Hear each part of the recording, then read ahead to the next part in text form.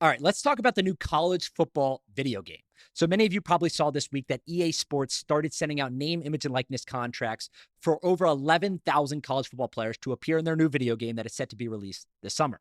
And boy, a lot of people are up in arms over this. I've seen people on TV, on podcasts, and certainly on social media talking about how this agreement is not fair. And a lot of these players are going to end up regretting signing it. But I don't agree, and I have some numbers to back up my argument. But let's start with the obvious. What is this actual agreement stipulating from the college athlete and in return, EA Sports? Essentially, what's trying to happen is EA Sports is trying to include all 134 FBS programs in the video game this year. And because of that, they're sending out over 11,000 name, image, and likeness contracts to every single scholarship player at each of these schools. Now, the unfortunate part for some of these athletes is that this is a group licensing deal, and college football doesn't have a union and they don't have a players association where a number of players are attached to, so they can't go back and negotiate this. Essentially, all the players lost their leverage. So it's either a take it or leave it. You opt in or you opt out. Now, if you opt out, obviously you're just not going to be in the game. But if you opt in, EA Sports is going to pay you $600 every single year for the duration of your career that you're in the game, plus a free copy of the game. Now, let's leave out the free copy of the game because we don't necessarily know what that's worth to EA Sports. But on a strictly cash basis, that means EA Sports is committing $6.6 million every single year in NIL compensation to get players in this game. All I did there was multiply the 11,000 student athletes times $600. $6.6 million. Now, the most arguments that I've seen online revolve around the idea of just how big of a company Electronic Arts is. It's a $40 billion company, and they brought in $8 billion in revenue last year alone. But the important thing to remember here is that college football is just a small portion of that business. A decade ago, before this game got discontinued, they were doing $80 million in annual sales compared to $8 billion in total revenue today. So it represents just a small fraction of the overall business. And in its best years, it only represented about 5% of the overall business. So in the grand scheme of things, the total value of the company doesn't matter because they do so many other things. It's also significantly smaller than Madden. I've seen a number of NFL players talking about how it's just as big as Madden, and they receive $25,000 to $35,000 every single year to appear in Madden. But even that's not true, and I'll explain why that's not true. It's true that the NFL players receive $25,000 or $35,000 checks every single year from the NFLPA. And these checks are often referred to, even from the NFLPA head himself, as Madden checks. But they're not really Madden checks. What they are, it's group licensing efforts from the NFLPA. But Madden is only one component of the 40+ agreements that they have signed every single year. And I've been told that Madden represents less than 10% of that total. So while they may be called Madden checks, I think some of the players are confused what they actually represent. It's just a small portion of the total NFLPA licensing deals that they go out and negotiate.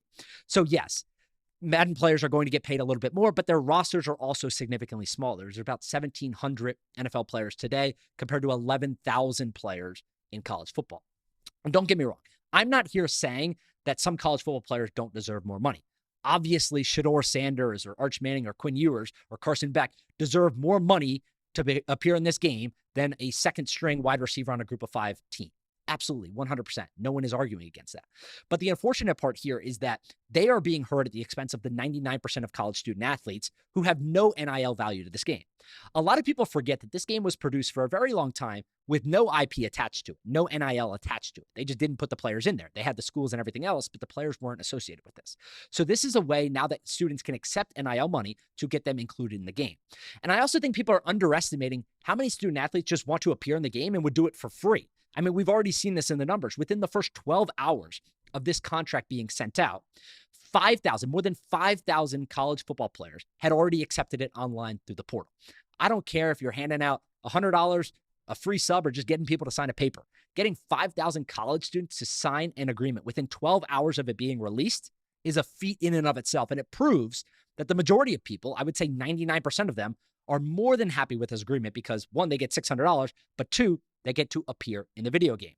So I think there's some context needed here around how much annual sales college football is actually going to do. Again, Madden does somewhere between $750 million in sales every single year to $1 billion versus something like college football that in 2013 or 2014 was doing around $80 million. Granted, that's going to be a little bit more with not only inflation, but the popularity of the game being released for the first time in a long time. But call it 150, 250. I don't know. It's not going to be nearly as popular as Madden. And if you pay players somewhere between $1,000 to $2,000 each, it's financially unsustainable to promote this game. So do you want the game or not? And the other part of this too is that most players, most people that are playing this game end up wanting to play it for the schools, the colors, the traditions, and everything else like this. These players cycle through. They're only there for a number of years. And with the transfer portal and NIL and everything else today, a lot of them are not going to be on your team by the time the game gets released.